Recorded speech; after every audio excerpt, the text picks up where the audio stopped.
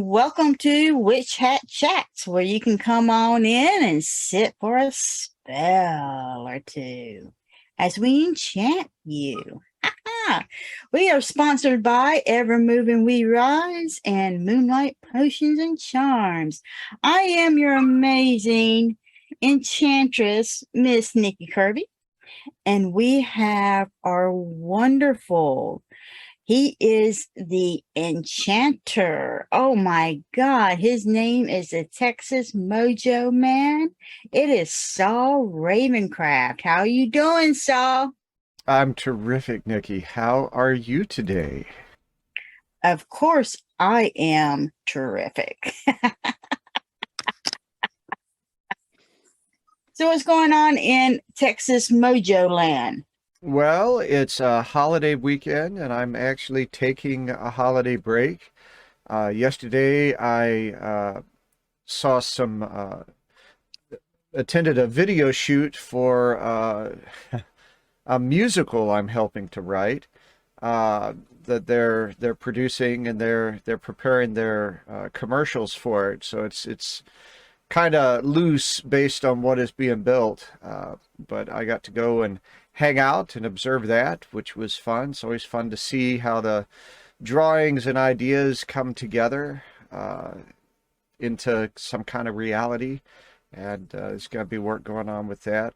This whole last week, I've really spent time, I've got little fiddly projects I've had to do, but I've been recovering largely from the performances I did at Mama Merlot's last weekend.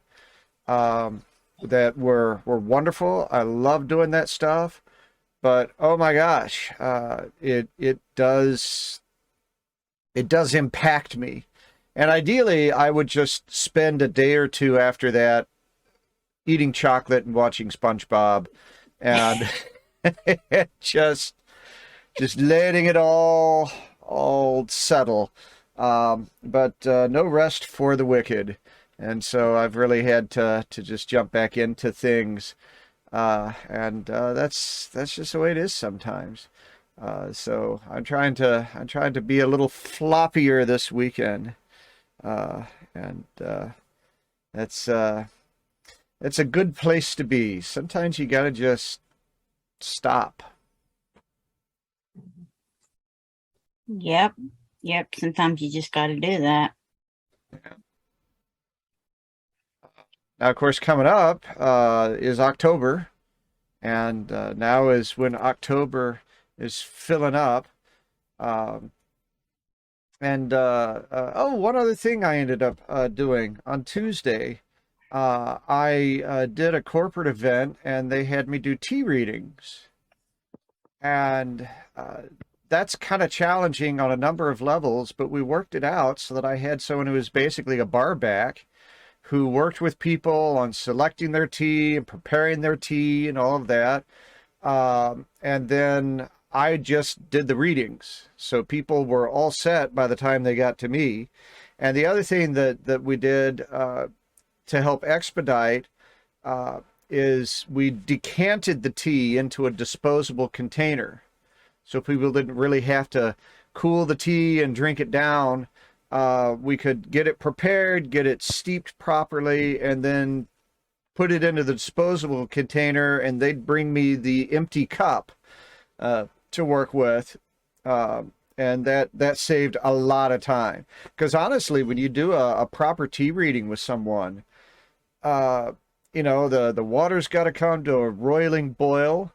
Our guest will probably be able to chime in on proper tea here, but what I've discovered is it's got to come to a boiling boil, and you hit the leaves at that point to get the best flavor. It's got to steep properly, which is going to take about 5 minutes, more or less, depending on the tea. You got the tea, you know, you're handed this cup of boiling tea, even after it's steeped, it's pretty damn hot. And so you can't just suck it down. You got to get down to the dregs in order to do the reading. So there's a good 20 minutes to half an hour in a tea reading that's just getting ready to read the tea. And then you do the reading, which is going to take another 20 to 30 minutes probably. And so a proper tea reading is an hour together. And we can't do that at a corporate event. we got to keep it moving.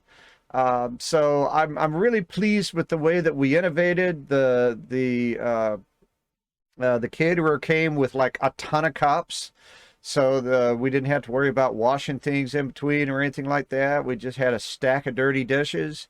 And I think we may start doing this as a regular offering along with the other readings that I do in this setting. So that was fun. It was fun to solve those problems. And tea reading is not something I get to do as often, but I do enjoy it and like the idea that I may do it more. And hey, any tea houses in the Austin area, I would love to hook up with you on doing that. And anyone else, I travel. So so that was a lot of fun. And October's filling up with private events and that sort of thing. We're probably going to be doing Mama Merlot's, where I did the performances. We have finally agreed that we're going to start doing seances there once a month.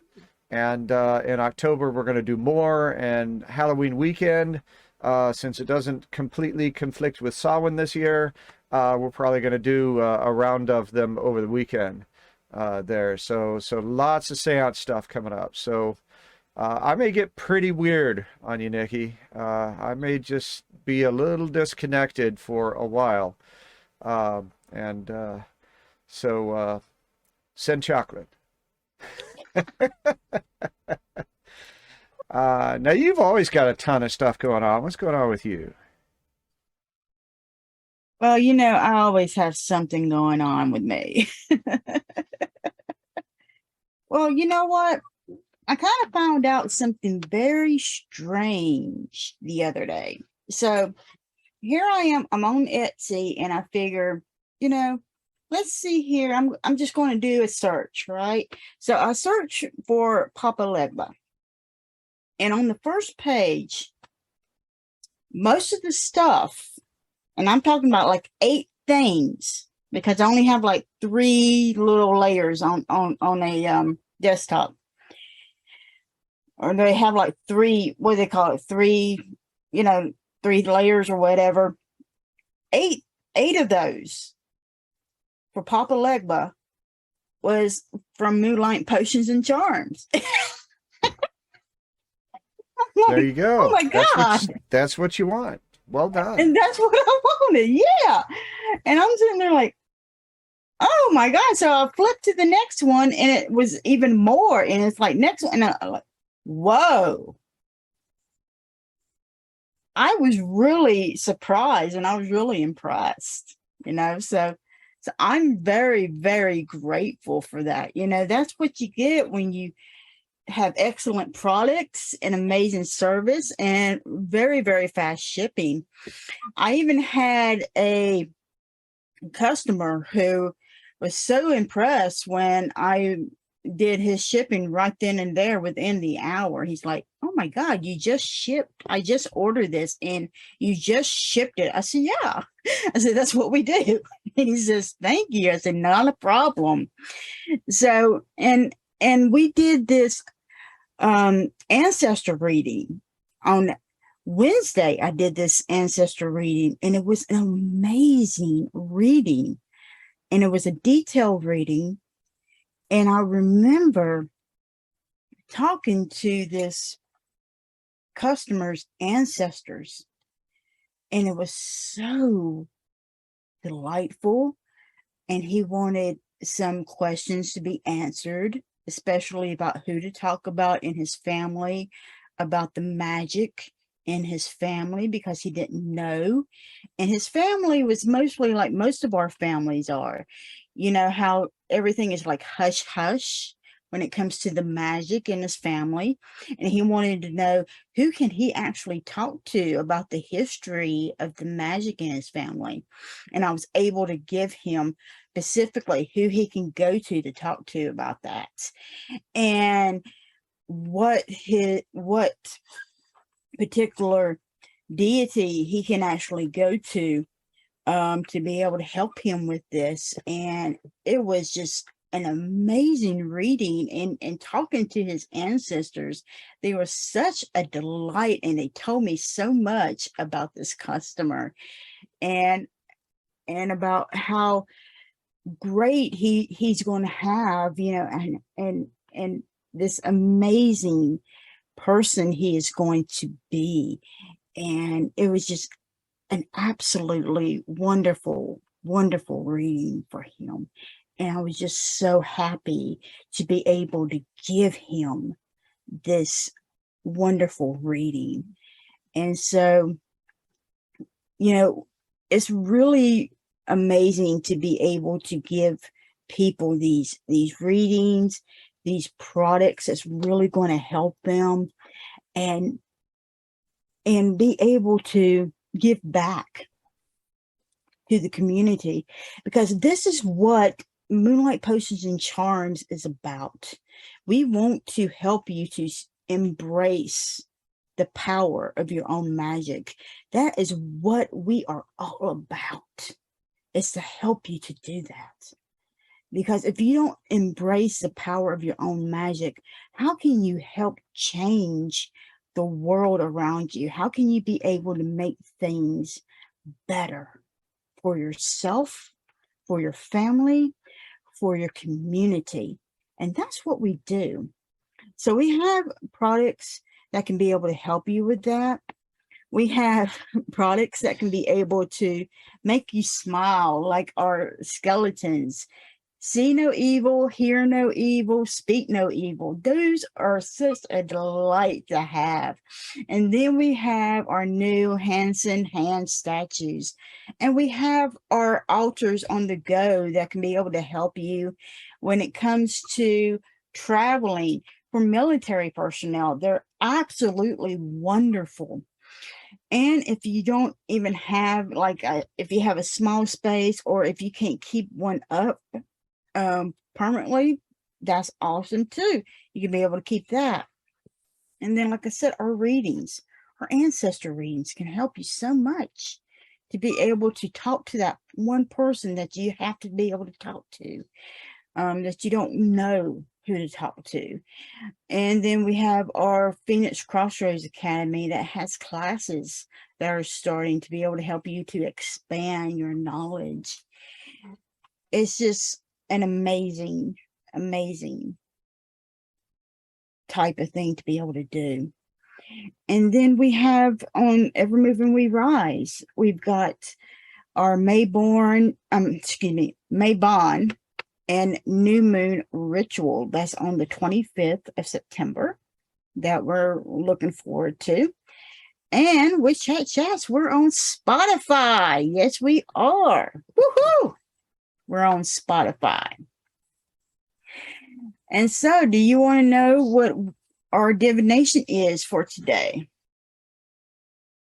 Yeah, but before that, I want to share something. You made me think of something that happened in the event last weekend. Part of what I do is I guess you could call it a gallery reading, where we give people an opportunity to get spirit messages in a limited fashion, because we're dealing with people from a lot of different perspectives here. So it's not quite what you would see in a typical mediumship setting. It tends to be a little lighter. I have people put information about what they're wanting to connect with on pieces of paper, so that I've got something psychometric to deal with. And then I blindfold myself because I find that darkness helps, but we don't need everybody to sit in the dark. So we just make it dark for me. And I connect with what I can. And we can rarely get to everybody because of time and just what I'm able to do. You can only do so much. You understand this. Mm-hmm. But there was one that I picked it up, and I heard my own father's voice. And my father is still with us. I heard my own father's voice say, "How's the car? Did you check the oil, check the air? How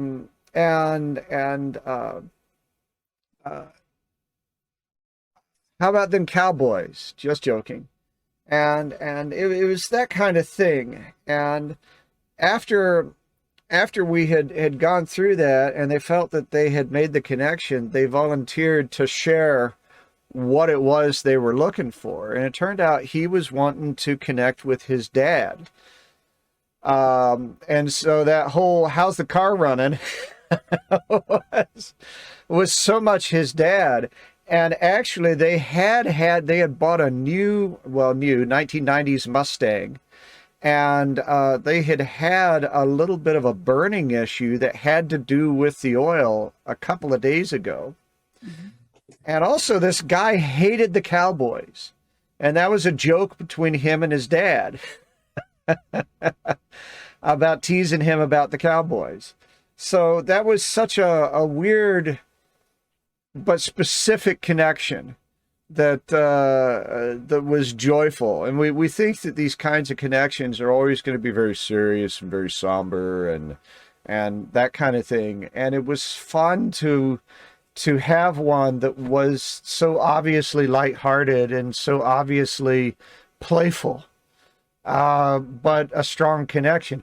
And I have no idea what's going on when this stuff comes up. I try to just let it be, and it was just it stood out in the weekend as being something especially fun. So I thought I would share that. You reminded me of that, and now I am very, very anxious to find out this week's divination. All right. So for those of you who don't know, I drink a tea by Yogi, and no, they don't pay me. So if you guys want to petition Yogi and say, "Hey, Yogi, you need to pay Witch Hat Chats," go do it. I would be honored. Yes. At least send her some tea. Yeah, send us some tea. It's got to be positive energy tea, because I don't really like any of their other teas. Now, see, that's not how you get an endorsement, Nikki. Well, it's the orange one that I like. I don't like they have one other one, and no, it's their orange one. Well, you can give those other teas away. We can give them away to our wonderful, favorable people who watch us. Yes, we will do that. But anyway, we drink those. There we go. So they always have this intention, and we use it as our divination. So for today, and I like this one. You ready for it? You bet. All right. So it says, your dreams are the other side of your fears. Ooh. So Texas Mojo Man. What is your perspective of this? Well, there's some metaphor going on in there, isn't there? There's something literal, I suppose, for people that deal with nightmares and working with that, and may have to learn how to connect with lucid dreaming or some kind of abstraction in order to work with difficult things. Sometimes our brain does some shadow work in our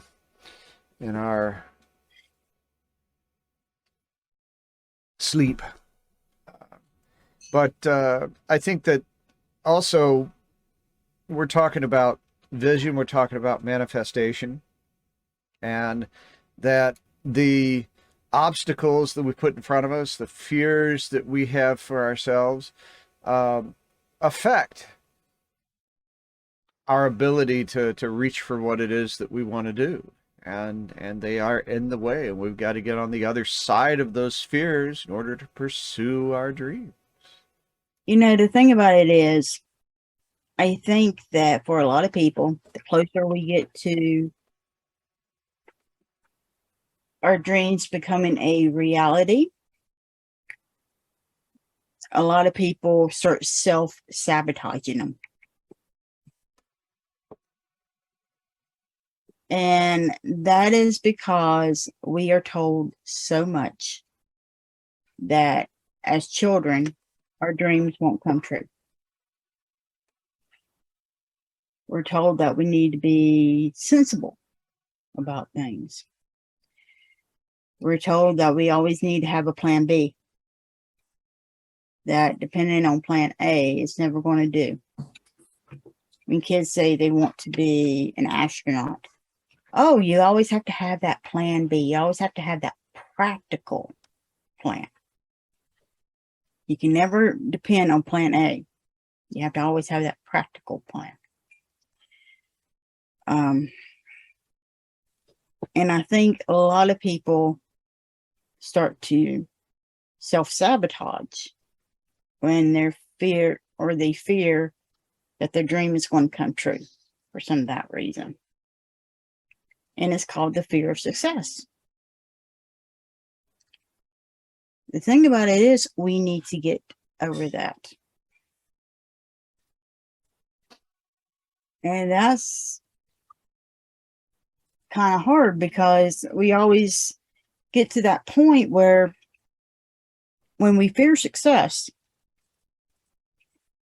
or either we get success and we're always told you're only as successful as your next whatever it is. Like, I remember when I was in school, when it came to my graphics and my videos, and I said, and they always say, you're always as successful as your next art, whatever it was, or your next photograph.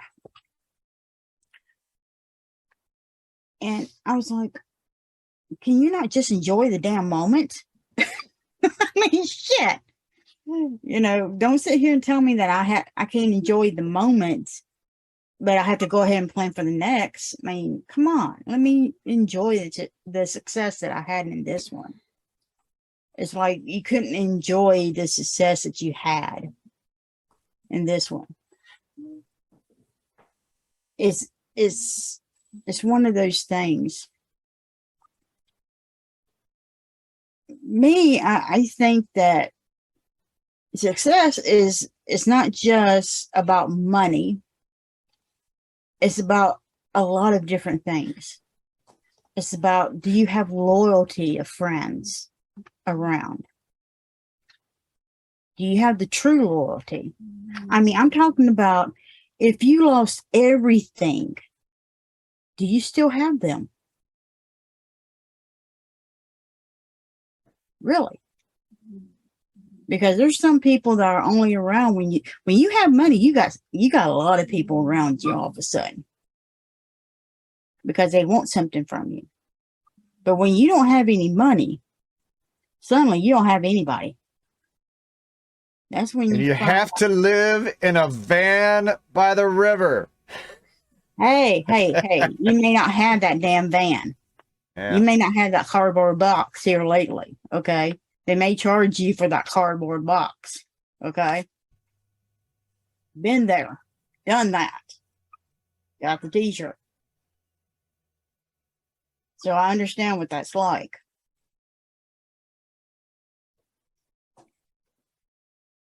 So you need to imagine, what is success for you? And see, He will be by your side. You need somebody who's going to push you up, not bring you down. And those are hard people to find. Because a lot of people rather bring you down than push you up. So I believe that if you have success, you need to be able to push those fears aside and keep moving up. And that's hard because you always have that. You always have society and all of those core beliefs that are in you. That's at your foundation that you always have to go every single day and pick out those weeds like we had talked about every single day and get rid of them. And with that, we are going to hear a word from our amazing, wonderful sponsors. We'll be right back. We are all magical beings. As a solitary magical practitioner, you can grow and develop yourself independently. Yet, the solitary path can be difficult and lonely with setbacks and self-doubts. And as you find your way without affirmations, reinforcements, or a safe space to practice, what do you do when things bump back? At Evermoving We Rise, our name is our lifestyle. We realize that everyone's spiritual journey is extremely personal, but more easily traveled with reinforcement. We teach you to understand and use the magical tools at your fingertips, while being upheld and developing personal responsibility for your own spirituality. We have a safe space to practice and learn as you master your craft. When situations bump back, you will have the entire community behind you, as we are a magical family who work to sustain each other. Discover the benefits of working within a society dedicated to helping you grow on your personal path. Start today. Visit us at our website, Linktree, or Facebook page and discover why we don't fit in the box. At Witch Hat Chats, we promote magical knowledge, arts, and music from all cultures. We invite you to join us as our guest to share your practice, especially if your traditions are lesser known. Email us at witchhatchats@gmail.com. Tune in every Sunday at 1 p.m. Eastern Standard Time on our Facebook page. Welcome back to Witch Hat Chats. I am Saul Ravencraft. I'm here with Nikki Kirby, and I think it's time for us to bring someone else into our little space here.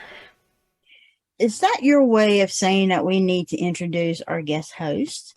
Yeah, I try to say it in different ways to maybe keep it interesting. It's not too formulaic. All right. So, at an early age, our guest host found her passion for writing sacred knowledge and connecting with others. She has traveled across the world, visiting and exploring various cultures and their myths. She previously was the editor-in-chief of the Kindred Spirit magazine. She is the founder, editor, publisher, digital artist, and writer of the Solaris Ltd, UK's leading independent producer of Oracle card sets. We are proud to present Kate Osborne. How are you doing, Kate? Very well, thank you. How are you guys doing? We are doing great. You know and what? I guess I should mention here for people watching that there was some sort of an issue with Kate's camera. Yeah. And so we've got some pictures coming up so that you can see her lovely face. But she will be obscured. It has so there you go. That's what's going on there. Yeah, just so blame people modern understand. technology. That's right. That's right. So, for the elders of our community, we need to ask the most important question. Are you ready? I'm ready, ma'am. Are you related to Ozzy Osbourne? No. Okay. Do you know him? Not personally, and the music and all of that, but no, it's a different spelling, so it's a different branch of the family tree, so to speak. Yeah. So sorry about that. If you're expecting another of the Osborne clan, that is not me. I'm not one of the secret daughters who won't go on television. Well, so I know you're disappointed, honey. Yeah, can you tell? It's all good. Everybody gets to be who they are.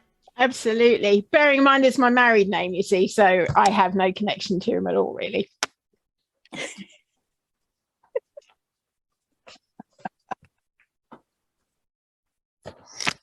All right, honey. So tell us, what's a little bit about your magical background? My magical background. I guess that I've always had an interest in the things that you can't see, you're not told, and stuff that was going on when I was a young child that I couldn't explain. And then eventually over time, I did various jobs. I know you're mentioning, we were chatting earlier on about the number of jobs one might go through. I very much went down a commercial route. So I was in advertising. I worked for the pharmaceutical industry. I worked in the chemical industry, and I was even a civil servant. But the whole time I was always drawn to the written word, and I've always been interested in the storytelling, the indigenous peoples from all over the world, because I've been very lucky to have traveled a lot. So I got to meet people back in sort of 70s, 80s, 90s, before things changed in the Pacific Islands, for example, Australia, New Zealand, and parts of America, and in Europe. And I'm just fascinated by people and their stories and what makes us tick and where we may come from and how we communicate. And through that, I guess the magic started weaving its way, and it's held me in a spell ever since. So I was very lucky that I could eventually put that interest to work, literally for me, when I joined Kindred Spirit magazine, and I was asked to edit the magazine.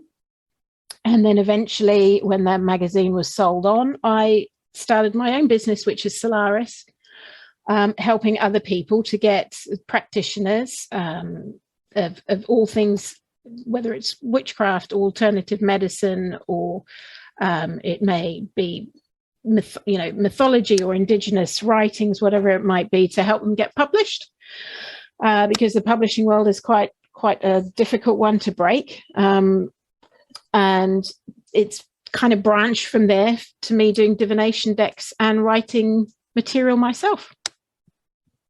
And hence the book that Llewellyn have brought out in the States, which is called The Goddess Resolution, which is a culmination of mythology related to goddesses from around the world, specifically geared at women, because I'm a woman. So, they say, write what you know about, helping us with our emotions. That's not to suppress them, but to use them, to manage them, and help these very powerful, the energy that comes through our emotions for the betterment of our experience of life and those around us as well. Well, and that's the connection with that lunar side. We all have solar and lunar aspects within us. I am half woman on my mother's side. Exactly. And we act as though we are completely different species.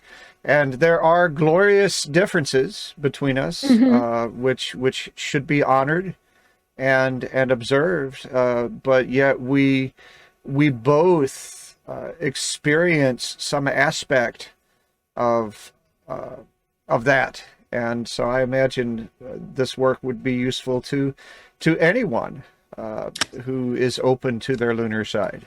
Yeah, thank you, Saul. I have, men have read it and have reviewed it. Even my father read it and found it very interesting. And he said that when he was saying to me, actually, I'm stuck on this particular chapter. I think it was getting towards the end of the book. You can pick it up and kind of just read a chapter if you pick something out, but it does kind of take you on a journey from front to back, so to speak.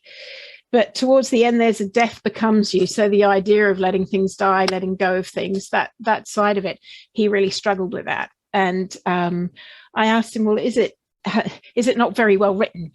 I want to know these things. He said, no, I'm just having trouble with ingesting the information and processing it.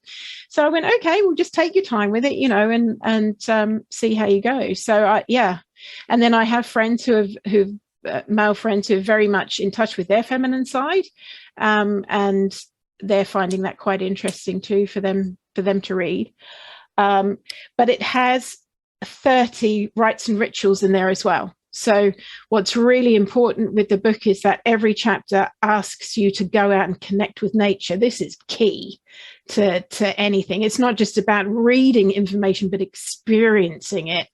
And I have found the best way to experience your emotions and you as a human being is to connect with the energy around you. That supports you. And for me, it comes in no better form than Mother Nature, than the natural world. And so, there's an interpretation of buried in earth as a ritual, because if you were going to do it the way that we do it over here in Europe, or the Native Americans do it, or the South Americans do it, you would want to have a guide with you to help you if you're going to actually be buried in the earth with a tiny pipe to breathe through. So this is a different version where you're asked to immerse yourself in blankets, say sleeping bag, but lying in nature, spending that time connecting with the earth, feeling all the lumps and bumps, hearing nature around you. So the rites and rituals, they're very important, very empowering, but they've been done in such a way that you can take yourself off and do this without kind of endangering yourself or destroying the environment around you in that process too. I'm very mindful that people, when they go and create a stone circle, for example, that's one of the first things that you're asked to do, is that you show gratitude for every stone you pick up and move from where you're moving it, and you go and replace it, and again, thank the elements for being able to do that. And it may sound silly to some people. I remember when I was young, people talked about tree huggers and people talking to their plants, etc., etc. But it's all an exchange of energy. We are all energy. Right, we're all made of energy, whether it's the desk, the glass of water I'm drinking here, you, me, Nikki, Saul, we're all of the same universal energy, this creative force that needs to express itself in some way. And so I think the more we connect, bearing that the similarities we have, the connections we have in mind rather than the differences, the more harmonious our experience of life can become, the more doors open that maybe wouldn't have done before, the more you see the beauty rather than all that's going wrong. And we are facing difficult times imposed on us financially. I think it's going to be a global thing, not just necessarily the West or the Western developed world. And I think this is a great opportunity for us to connect then with things that don't cost, so to speak. So that's really been the motivation with the book, is to take this, because all of us will feel stress in one way or another, and then our emotions react from the stresses we feel. And if you've got some way you can channel that, some way you can release that, and some way you could maybe put that to good use, so it's passing that energy on, the better it is for everybody.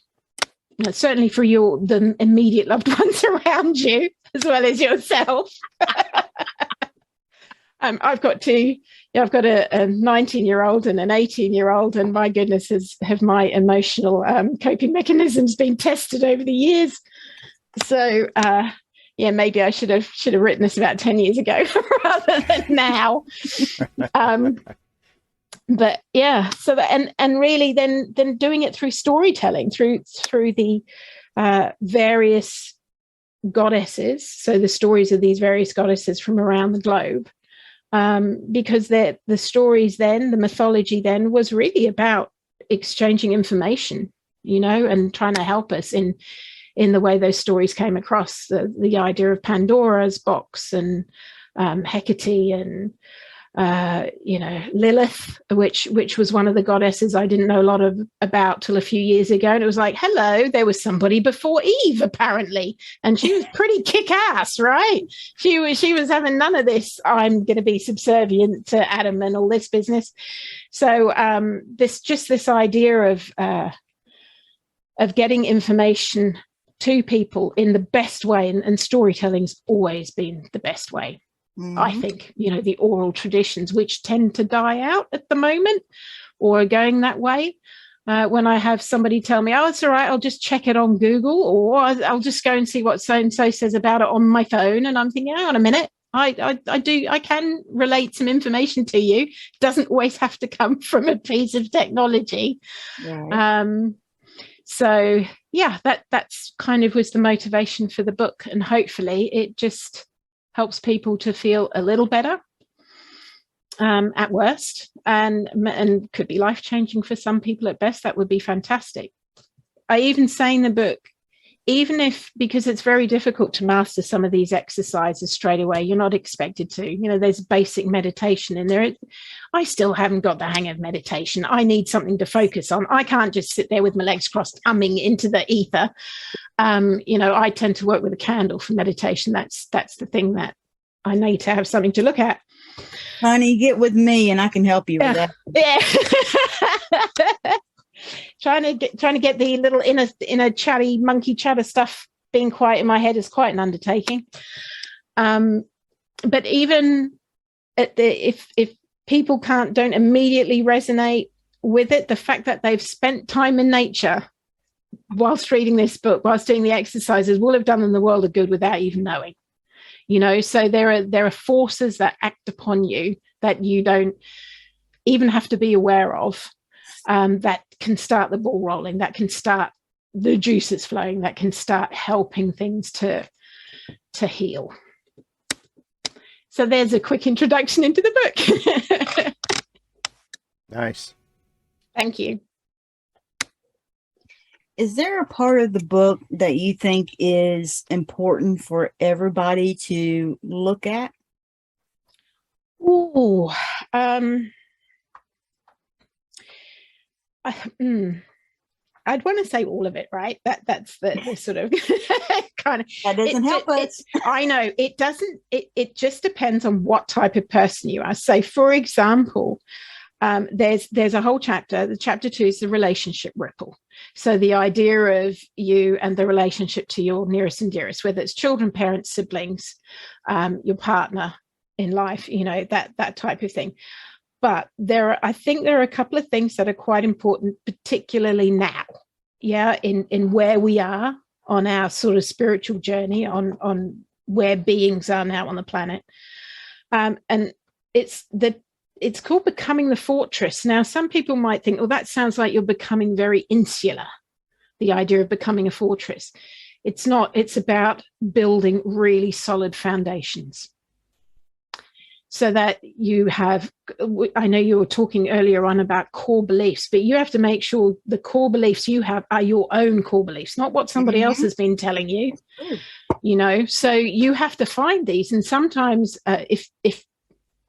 if you've had beliefs imposed on you by other people, other groups, it can be trial and error as well. But once you've found what sits right for you, and it's not going to necessarily sit right for you for the rest of your life, but right now it's okay, I'm having that as my keystone, and then the next thing. So you're building a fortress with these things. The fortress is somewhere where you can go to and stand strong in yourself, who you really are. Yeah, it's not something that takes you away from everybody else. It's this idea of standing on solid foundations. And I think that is really important for everybody to be aware of, because most people particularly prior to being about 35, 40, say, I think most people's core foundations are based on what other people have told them that they should be believing in and standing on.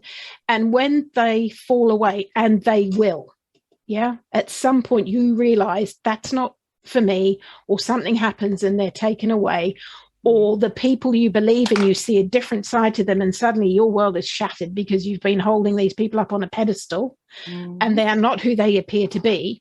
If you've got nothing to fall back on, if you're free falling, that can be scary as hell. So that is when you need to know, okay, I can, there is something I can go to, or there is some way, somebody I can talk to start rebuilding, and then you build your fortress. And this is also, the fortress is also a place where you can house, for want of a better word, your weapons. But these, again, this is not about going to war with anybody. This is about having things that allow you to cope when troubled times come. We can all cope when the sun's shining and love and light and it's all great. That's wonderful. What we really need is to know that we're going to be okay when the shit hits the fan. Right. So that is the chapter I would say to people. Certainly if you've only got a couple of hours, or half an hour or whatever, to go in and have a look at something, and then look at the exercise that follows with that. That is one I would plumb for. But like I say, it can really, the one that follows immediately after that is picking your battles, which is the idea of knowing when to stand up and fight and when to just let it go. It's not worth your effort. Right. Yeah. And that doesn't mean you endorse what the other person's saying, or you agree with what they're saying. You don't have to give it the energy, your own energy anymore. You can simply walk away. Sometimes you literally can't walk away, but the idea is you do not have to engage with that. You make it irrelevant. Absolutely. Absolutely. Yeah.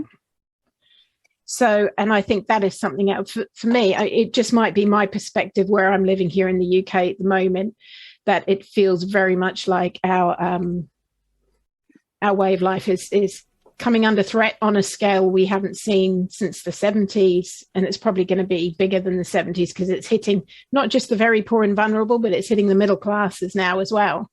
I should think you guys are in a similar situation.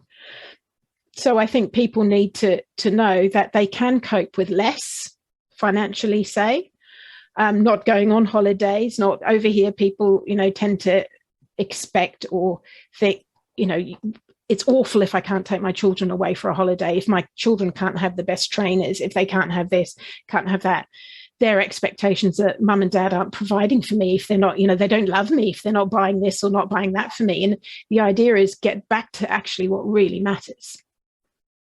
And there's an old, I think it's a Chinese proverb about, it'll either be Chinese or Japanese, so forgive me, about the more material things you have, the more they imprison you.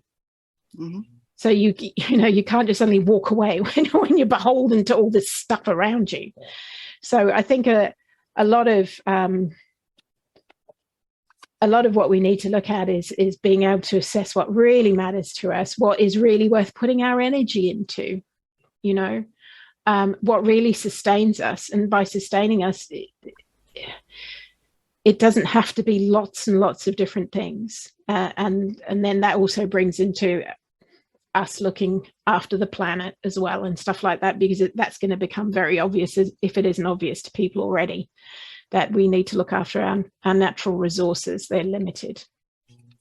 So, we are connected to the planet. If we want to live on it comfortably, we need to do things better. And this is actually where the old ways, the wise women, the wise men, the old craft, they had this nailed, right? The people who are, if anything, if the environment starts becoming less conducive to human life, the people who are going to survive are the indigenous people, because they know how to survive without all the gadgetry, without the money, without all of this sort of stuff. And I want people to go, well, you can engage in some of that now to help preserve your way of life, and listen to some of these people. And, they know how to live in a way that sustains all life. And I think probably, Nikki, you're going to hear more and more of that if you're connecting with elders and ancestors on a more regular basis. Mm-hmm. The information they'll be passing on to their loved ones here will be more about them being able to cope with things and deal with things in a very basic level, learning more about your food again and cooking again and, all these things, rather than buying the latest iPhone or whatever it might be. They're the things that are going to be important. And from a health point of view, oh my goodness. That's all. I mean, I could just it's like, wow, everything. But effectively, I feel the planet will do what the planet's always done, whether it's an ice ball, an Eden like it is now, or a fireball, the planet will survive. But our living conditions are this tiny crust on the outside. And so, we've got to try and manage our impact on our own environment as best as possible. And I know it's not easy. I dealt with a gentleman called Ed McGar, Eagle Man, who is a Lakota elder. He's since passed. And he did a book called Calling to the White Tribe. And he basically, I know he's a bit of a controversial character, but he basically for him, the real issue was overpopulation right now. Yeah, he just said, we're screwed because there's just too many of us. Now that might sound a bit sort of defeatist in one way, but he was saying that if we want to continue to live the way we are living, then there are too many people. If you want to live like this, there's got to be far fewer people. If you want to sustain the population as it is, then we have to find a different way to live. So there's always a choice. And I think that's always a positive, to look at life and think that there are always choices we can make. Well, and speaking of sustainability and being able to keep things going, it is time for us to do what we do to sustain this program, and that is to have a word from our sponsors. So soak it all in. We'll be right back with Kate Osborne. I'm Saul Ravencraft, co-host of Witch Hat Chats. I understand just how confusing and chaotic it can be to open to a path of magic and manifestation. Everything seems to turn on its head. I want to be an ally as you find the way upon your path. My studio setup will let us do readings, coaching, and exploration virtually, just as though you were sitting across the table from me.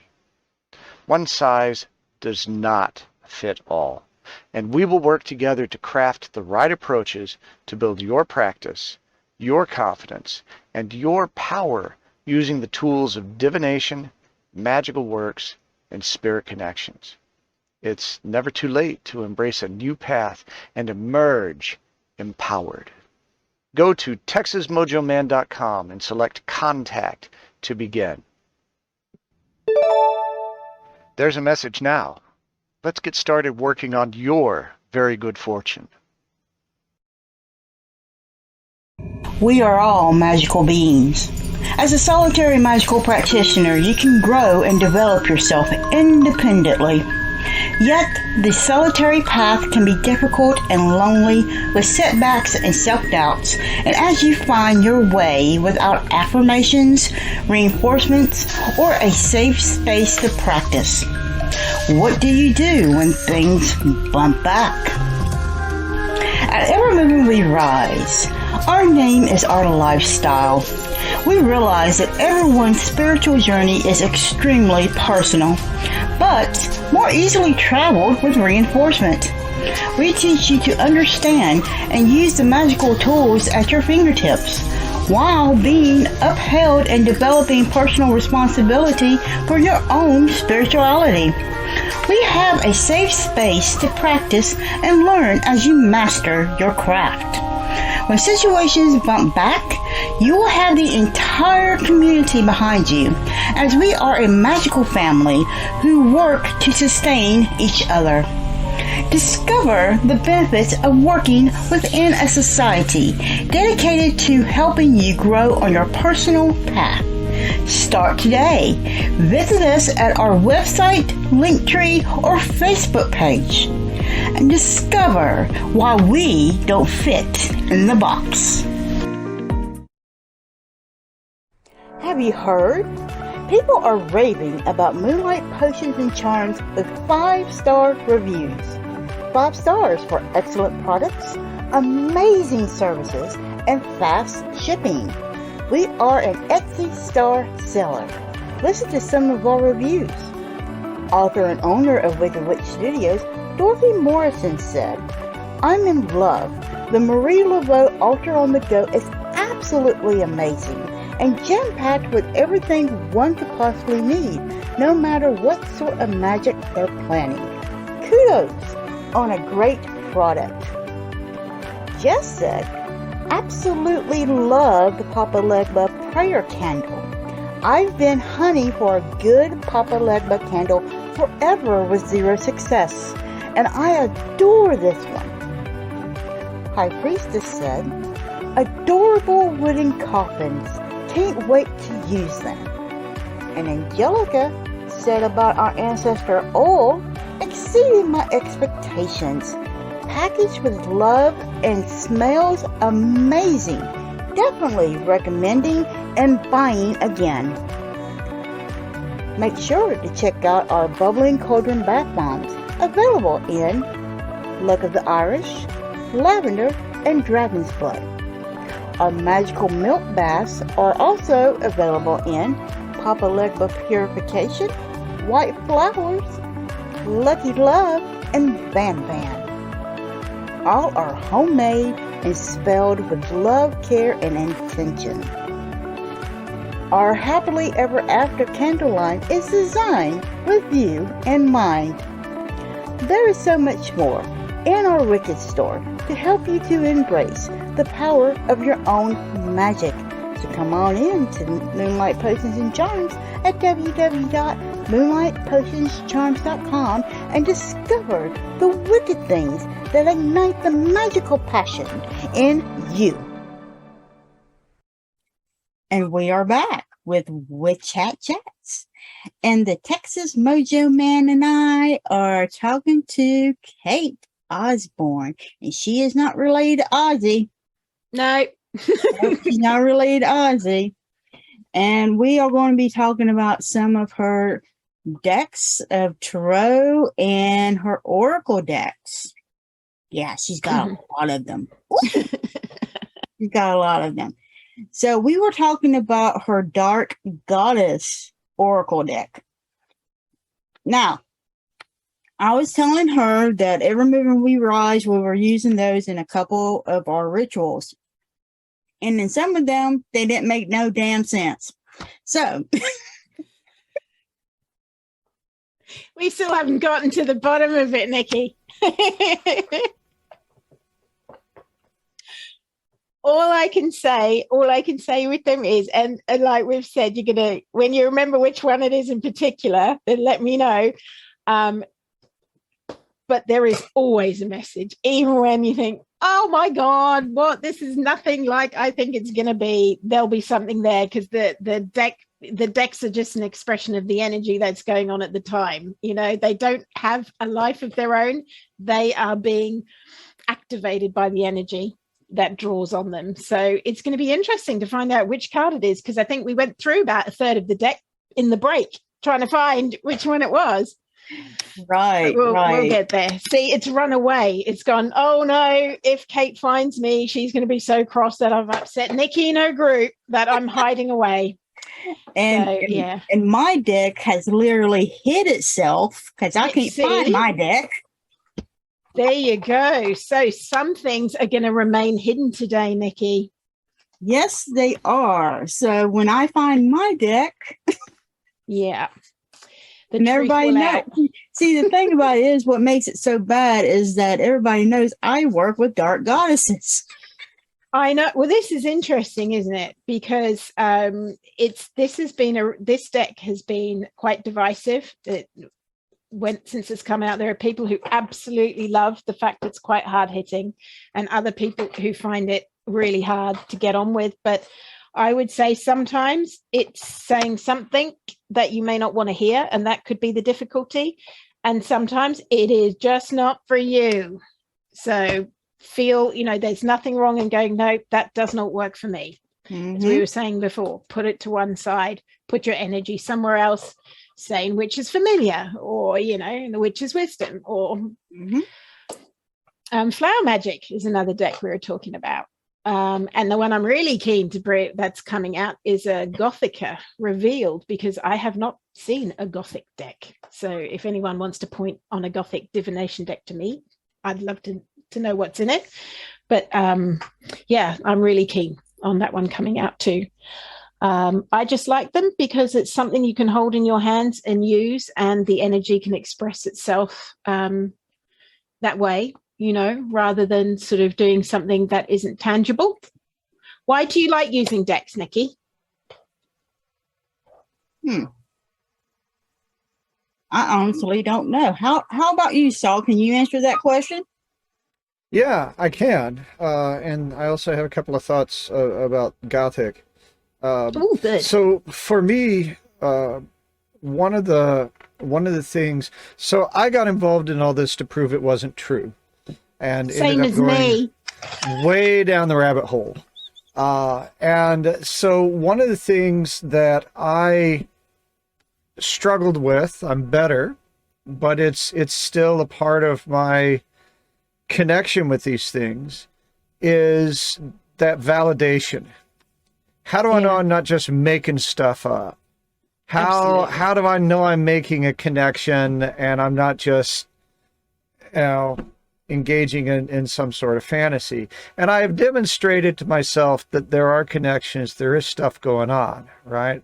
Yeah. And yet I still don't have total trust in my connection.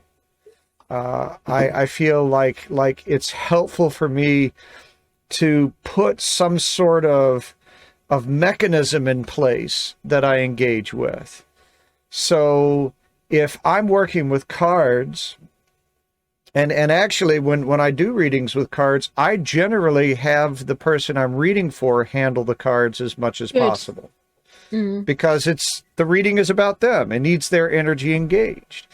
And so I let them select the cards. And one of the things that I've started doing with cards that I had never expected to do is spirit readings with cards. Someone sat down and said, hey, I want to talk to a dead person. Can we do that? Well, yeah. This isn't exactly the setting or the situation for that. Some people bill themselves as medium with a capital M. And I simply believe that mediumship connection is natural to all humans. But you have varying degrees of natural ability, and there's technique, and that all is involved. So I was inspired to just say, okay, we'll take the cards, think about who it is that you want to connect with. Let's see what card comes up, and if you feel that is a connection. And they selected, I don't remember what it was, but they pulled one, and we talked about what that card meant, and they said, oh yeah, that's him. And so now the validation is there, the door is open, and then they continue to make the connection themselves, and I simply help to interpret and be open to what is there. And what is also fascinating to me is that when you engage with the meanings of cards, there isn't just one. I mean, if you open the book, there's just this one paragraph that tells you what that card means. But when you start to engage with the symbolism, you start to engage with the moment, you will say the same idea in several different ways. And the reason you choose specific words in a particular moment is a mystery. That's just the way it came out. And it is fascinating to me that in many cases, working with the cards, you're just going, okay, what am I pulling out of this right this moment, and just letting it come out. That particular words, particular phrasing, will resonate with the person in a way that would have been different if I had said it differently. And I find that fascinating. It gives me a little something else to focus on. Because there is this concept that floats around that says, well, when you do a reading for someone, you're cold reading them. You're looking at their shoes and their fingernails, and you're basically Sherlock Holmesing them. And that's what these readings really are. You just detect what it is they want to hear. And I know I don't do that, but I also... I want to make sure that I'm not. And so something like cards helps to put a little bit of a buffer there for me so that I can stay focused on what it is I'm trying to accomplish in the reading and not let all of these other intrusive ideas infiltrate the reading, if that makes sense. Absolutely. It helps me let go. Yeah. Sorry, so you touched on something that very early on when I was trying to make sense, or before I even got involved in this as a business, so to speak, as a working thing.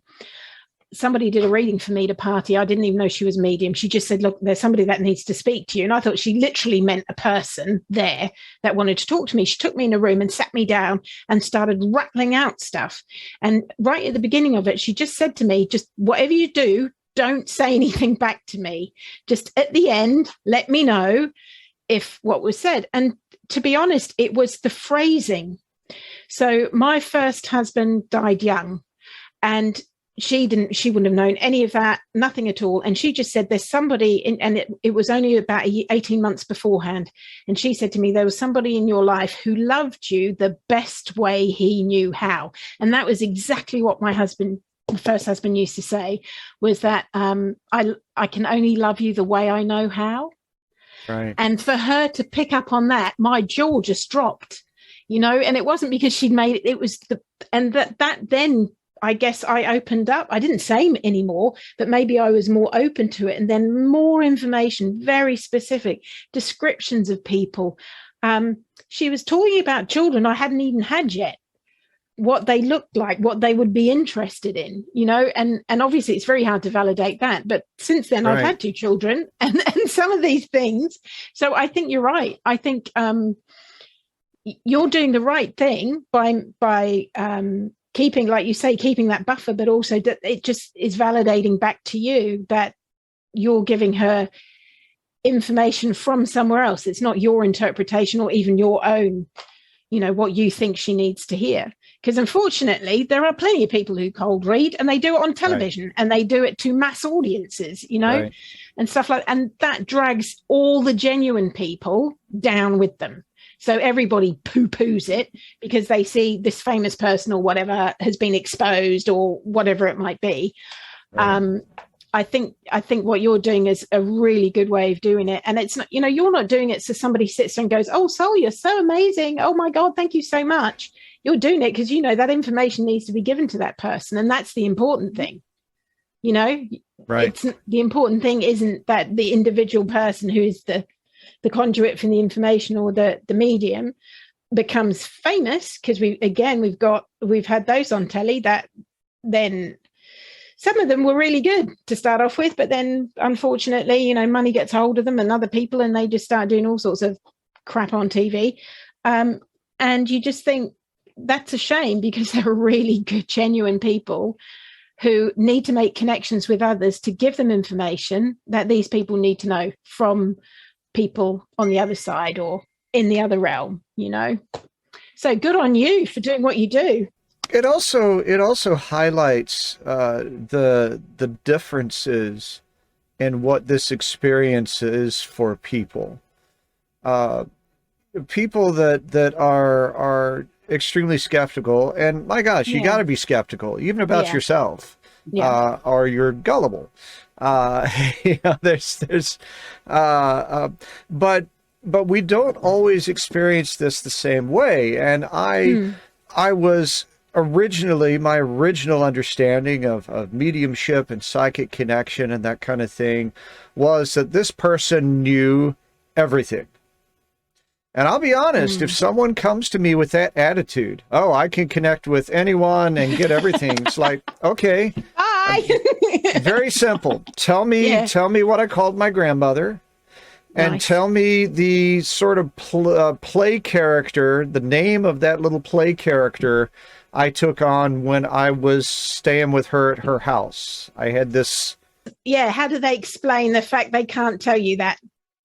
Well, it varies, but there are reasons, right? Yeah, of course, yeah. And that frustrates me, because to me that's overshooting, that's marketing.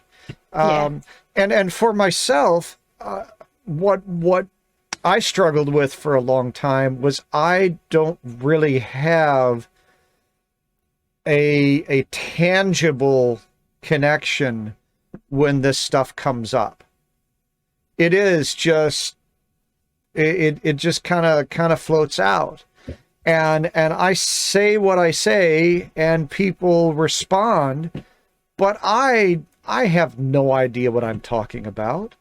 I don't have that validation in the information. The only validation I get is when the person goes, "Oh wow." I mean, beautiful example was we had the piece where with the dad voice that came through. Yeah. No idea what the hell was going on there. It sounded stupid to say that stuff, but I did it anyway. Just say what you got, and the specificity on their side was pretty dramatic. And I think that for people who are starting to explore this, they have to understand that just like television shows show you that people can work at a coffee shop and live in a sumptuous New York apartment, right? That the way things are described to you for people's public display of things, especially if they're being marketed and sold, may be unrealistic expectations. Yeah. It's the old dangling the carrots, isn't it? Yeah.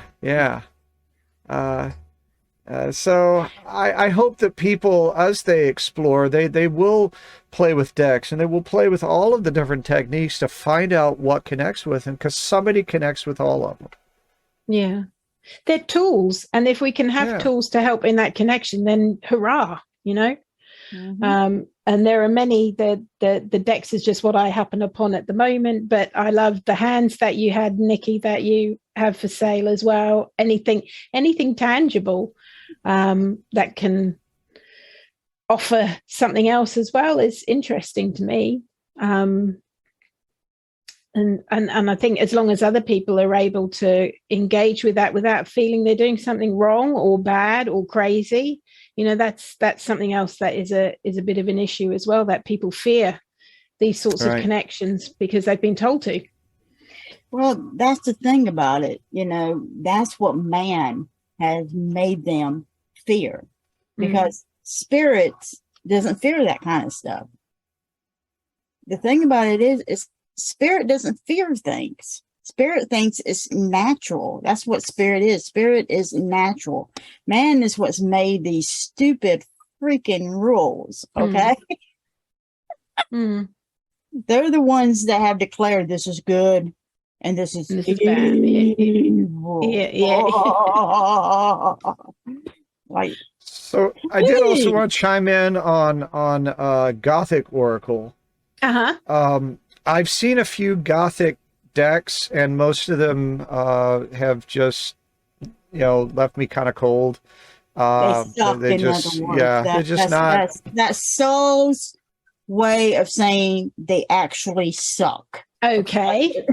But there are a couple that they're not like official Gothic tarot decks or anything like that. And I think the reason why a lot of novelty decks fail is because the authors stray from the original tarot symbolism and just make stuff up. Yeah.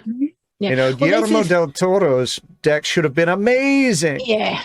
But it was just an art deck. Yeah, well, this is obviously not tarot, because I make a very clear distinction between divination decks and tarot decks. Yeah, tarot for me that's tarot. Divination works in a different way. And the Gothica revealed is because it stems from my love of Gothic literature. Right. And because again, Gothic literature is about the human emotion, you know, and there is a lot of shadow side in there too, but effectively that side of it. So it's bringing the characters, the architecture, the animals, the settings, the environment that are all related to Gothic literature into a divination deck. And they sat really well. When I started listing things out and keywords with it and stuff, it just comes. You know, people say to me, where are you getting this stuff from? And I'm like, it's literally like I'm hearing it in my head, and down it goes on the paper. And I do research stuff really vigorously. So if somebody said to me, oh, she said, you know, Frankenstein's monster, blah, blah, blah, and then you look it up somewhere and it's a load of pants, then they're not going to believe anything else I've written in there, you know? So it's got to be right. So we do have the monster in there. We have Frankenstein in there. We have Dracula in there. There is Dorian Gray, which is a fantastic Gothic book, which was new to me again a few years ago, which is about vanity and about, and the aging process, all sorts of things in there. And then we have things like a mausoleum, and we have the raven, and there's a crypt. There's the rose, the red rose. Headless horseman in there. No, because the Headless Horseman I've got for Mythica deck, which is following this one. So he's there, but he's with like mythical creatures and stuff as well. So he's on, you know, on that side. So they came in like a series. So Gothica was the first one, Mythica is the second one, and then there's a Fantasia is the third. So again, I'm limited to 48 cards. So it was just those that came out. So Sol, if you want, I can send Nikki an email or send you a link to the website. You can just go and have a look, because I'd be interested in what you think of it. I'd definitely like to get those cards in my hands, because I've got a whole philosophy about how people's relationship with certain kinds of monsters connects with their fears and also connects with their ambitions. Yeah, well, in it, Frankenstein's monster's the victim and Frankenstein's the perpetrator, right? Right. Yeah. Dr. Frankenstein and Jekyll and Hyde, and you've got the Jekyll and Hyde, the key focus words that come with those as well. And sort of Dracula is addiction, because I'm not taking a literal Dracula's about sucking blood and all. It's not. This is again relating to human emotions, the human experience, and how the cards speak about that. There is a bridge in the deck which looks all very Gothic-y with sort of a wilted tree and ravens and that sort of thing, and that's literally about reconciliation. So it's about the building of the bridges between the people who come across it. So or you know, the relationships they're having, whatever it might be when they pick that card up. In them there's always an incantation or an invocation that somebody can say, and they tend to rhyme. It's easier to remember that way.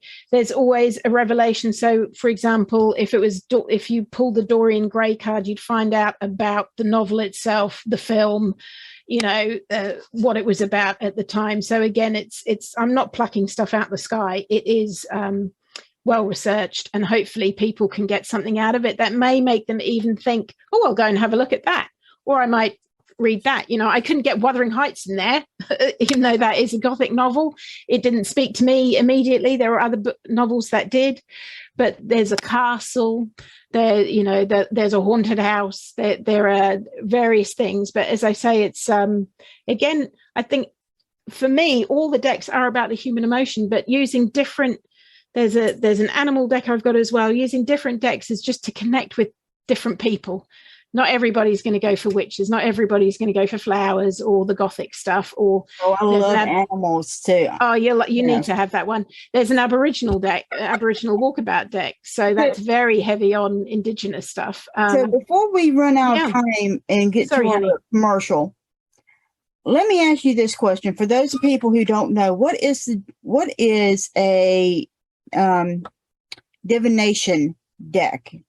What's the difference between an oracle deck, a divination deck, and a tarot deck for you?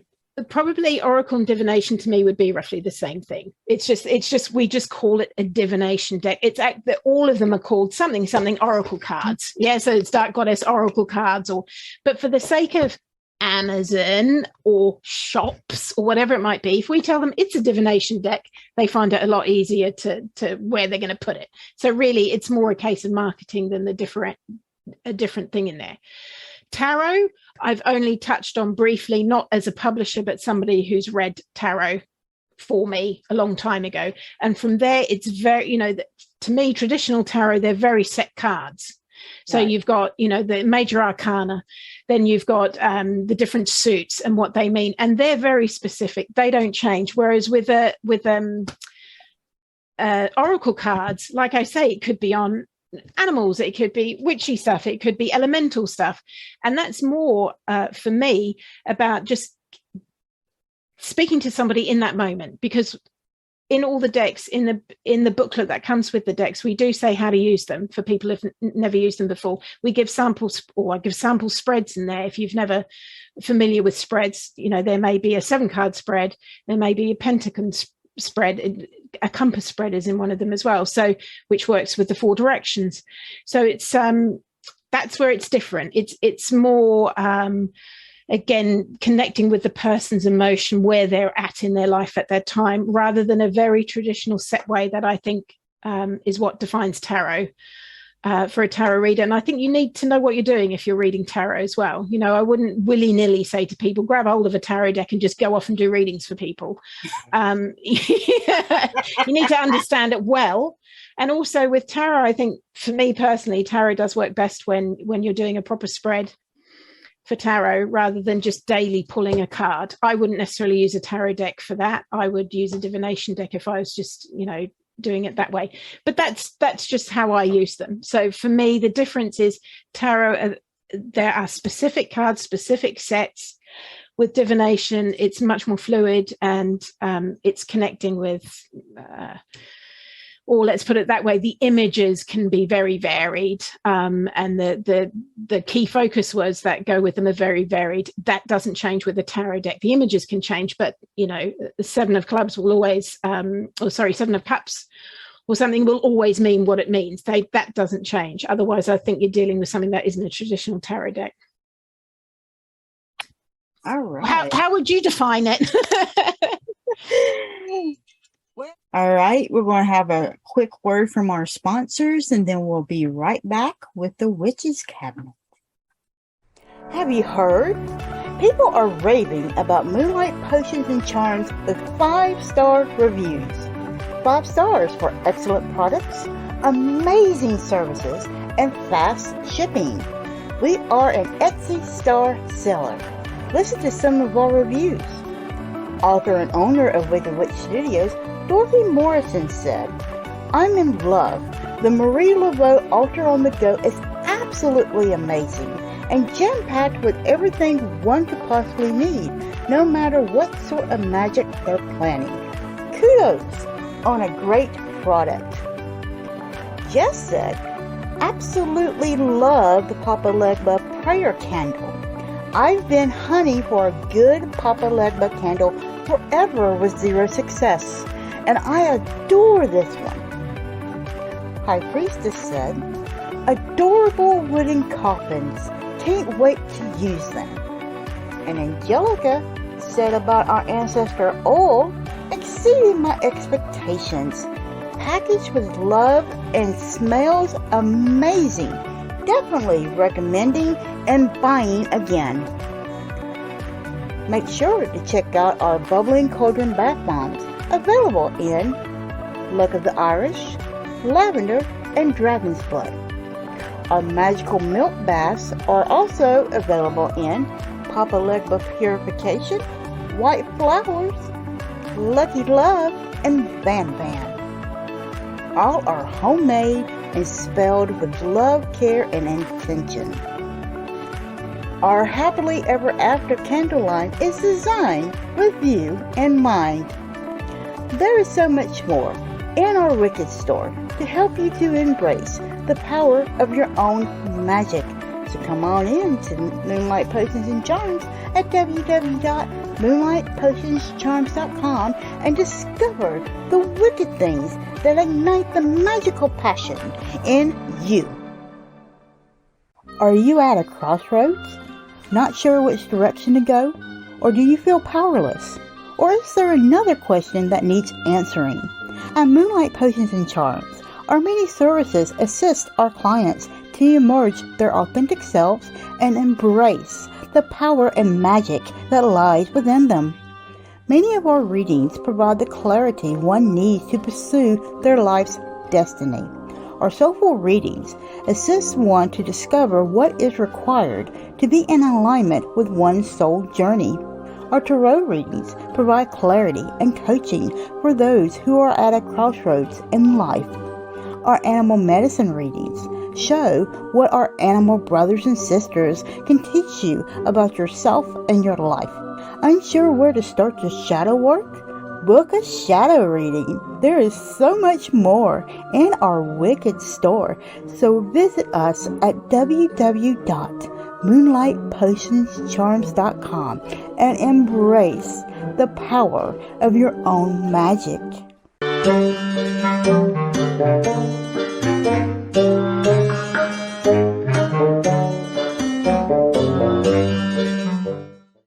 And welcome back to Witch Hat Chats. I'm Saul Ravencraft. I'm here with your goddess host, Nikki Kirby, and the wonderful Kate Osborne, no relation to Ozzy Osbourne.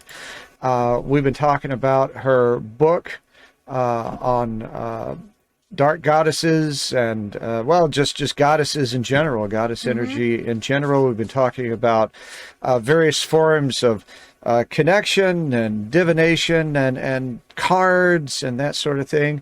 And so Kate has graciously volunteered to take one of the decks that she has created and to do a demonstration of how she accomplishes readings, so we can get a feel for that style. Kate, what deck are we going to be working with? Right, we're working with the Witches Familiars deck. So it's an animal deck that's related to the witches, to the companions of witches, which can span all types of animals in this deck, right from, black cats, as we would know, to all sorts of insects, and even some mythological beings are in here too. Is there a kraken? There's not a kraken in this one. There's not a kraken. Oh, you're going to make kraken. See, kraken I've got in the mythology deck as well. Oh, but there we go. I know as it's it, available. Yeah, but I've got to start writing that real quick. Anymore. And I will tell our audience a secret. If you collect more than one of Kate's decks, there's absolutely no reason why you can't mix and match the cards together to pull all of the symbols that you want that's a to very do your good readings. Point. Very good point. In fact, there are several clients who use multiple decks for a reading.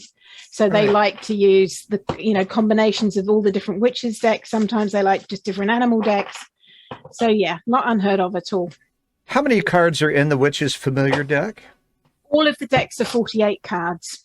Okay. So and do you do all the artwork yourself?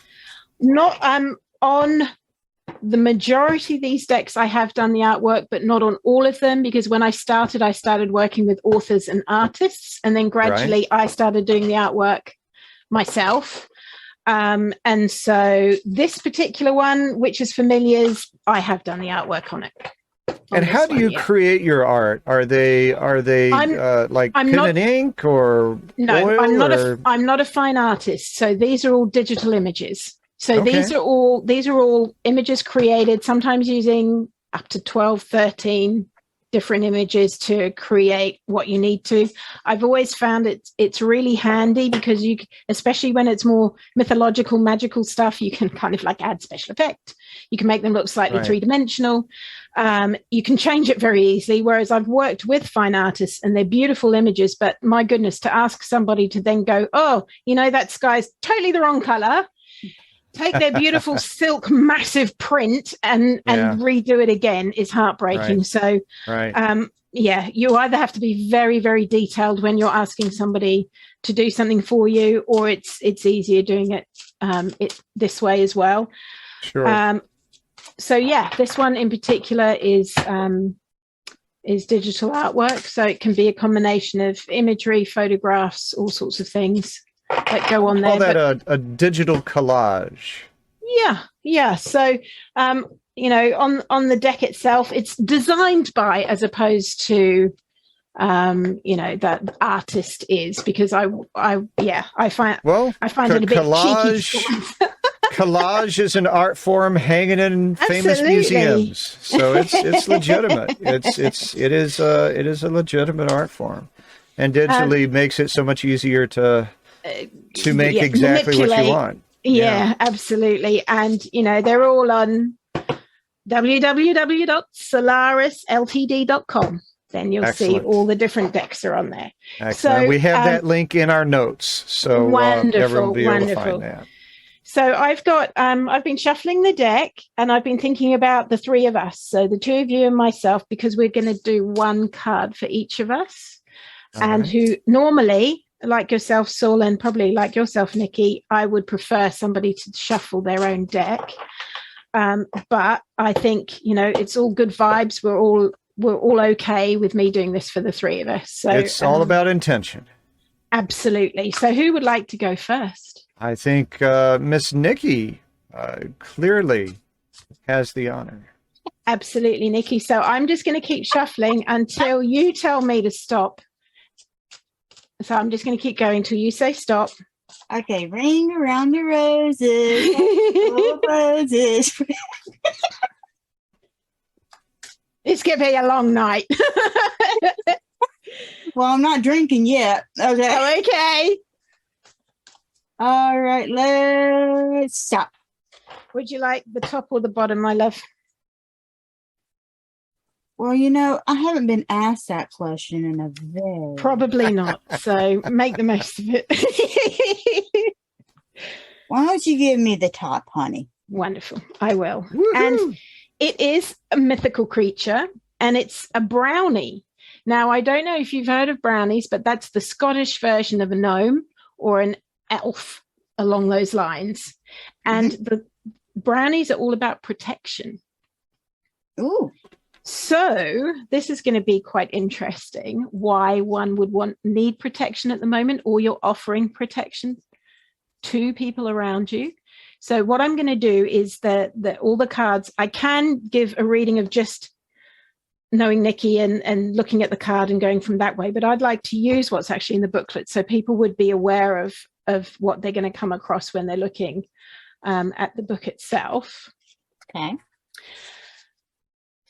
And I'll find it. A lot of bees. Right, here it is. Now, with this one, with all of these, it's in 4 sections. There's an incantation or nice little rhyme that goes with it. There's the actual reading. There are some short messages, and there are some tips about where brownies, you know, the actual origins of a brownie. Would you like me just to give you the reading, the message tonight? Whatever you feel is best, hon. Okay. Well, in that case, I'm probably going to give you the incantation as well. So the little rhyme that comes with it. So here we go. Invitation to work through the night, tasks to complete when out of one's sight, protection in place, secrets to keep. Within hearth and home, safe now to sleep. I call upon Brownie to assist me and harness this power, so mote it be. So you're asking for protection. That's what's coming across with the Brownie card. The message itself reads, danger lurks in the darkest shadows as outside forces require you to be on your guard right now. Creaky floorboards, spooky sounds, and ghostly whispers are not comforting nighttime companions, and vulnerability from the actions of others has left you feeling threatened. Allow me, the brownie is speaking to you now, Nikki. Allow me to accompany you as you retreat within to preserve all that you hold dear.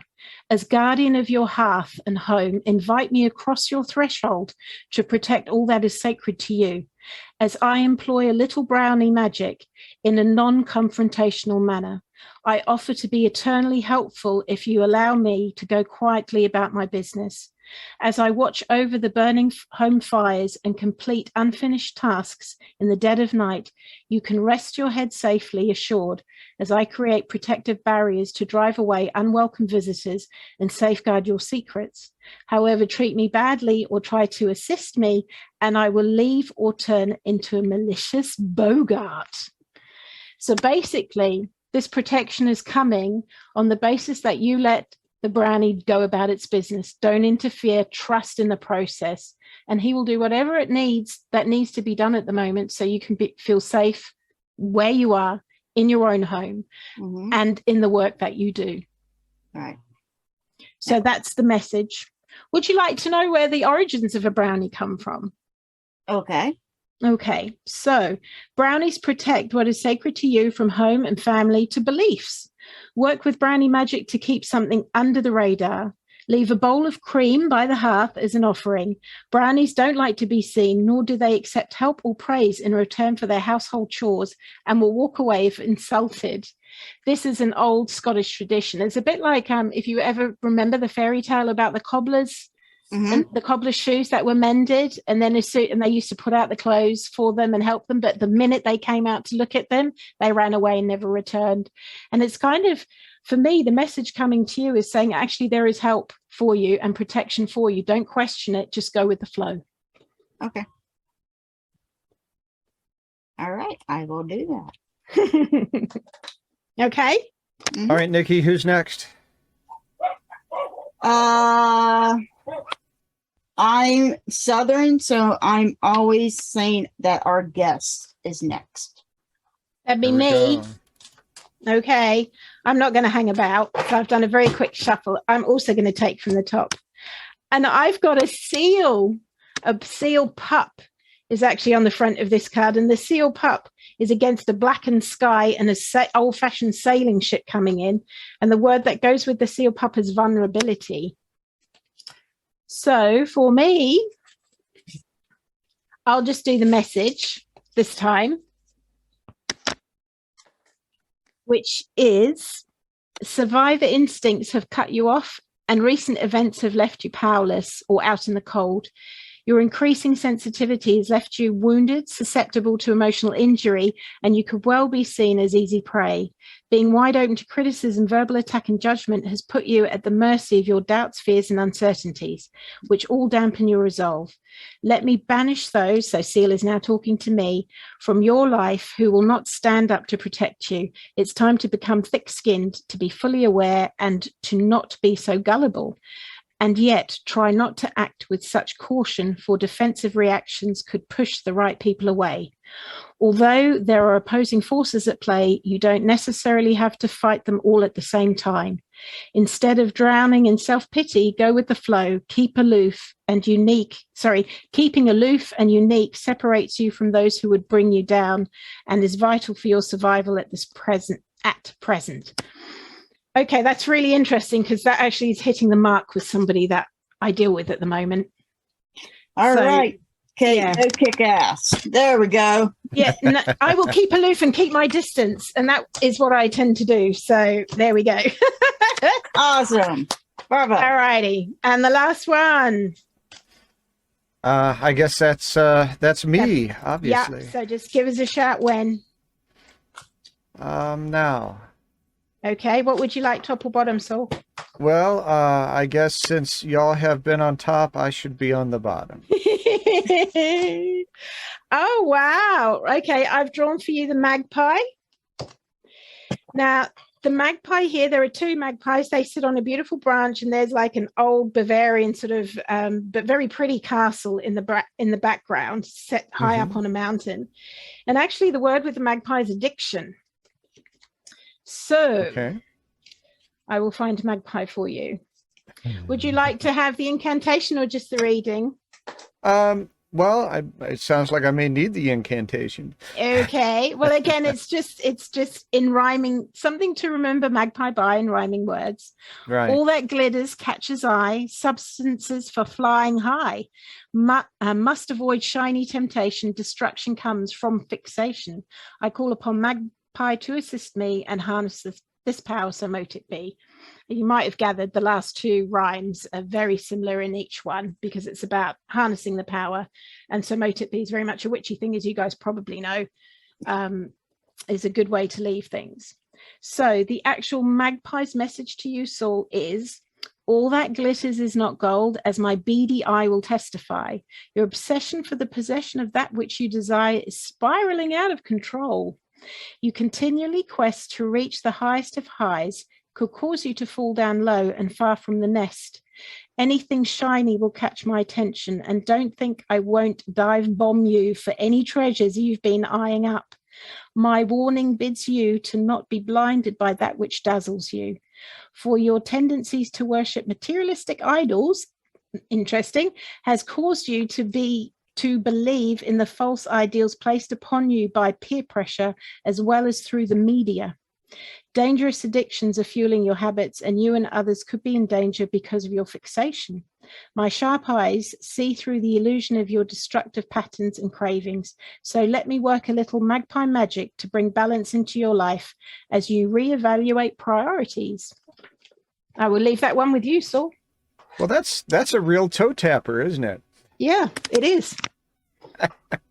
Yeah. But again, right. Addiction comes in many forms, right?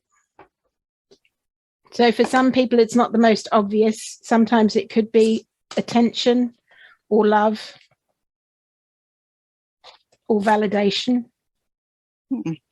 And the message is, whatever it is you think you need or to be validated for, you're already there. You already have it. You don't need anyone to tell you that.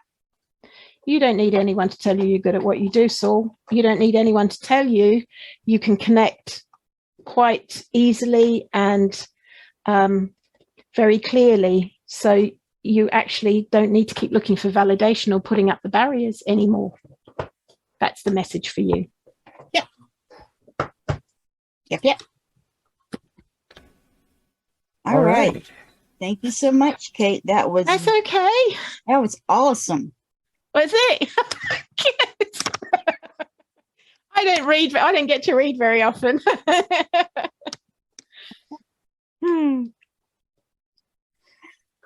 Yeah. Well, it looks like that's the end of our show today. So, Kate, where can our people reach you? The easiest way is just to go to the website, which you have the link for.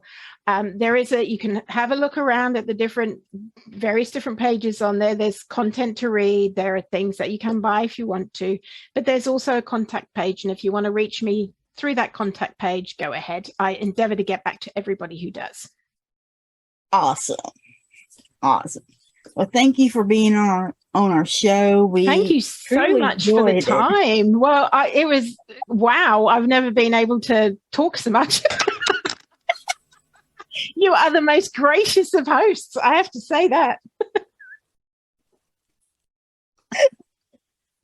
All right. So that's all for our show today. Join us next week when Saul and I will be chatting about Mabon. We want to thank our first responders, essential workers, and medical workers for all of your passion, dedication, and what you're doing in this fight to win in this pandemic. We truly appreciate everything that you do. So thank you so much.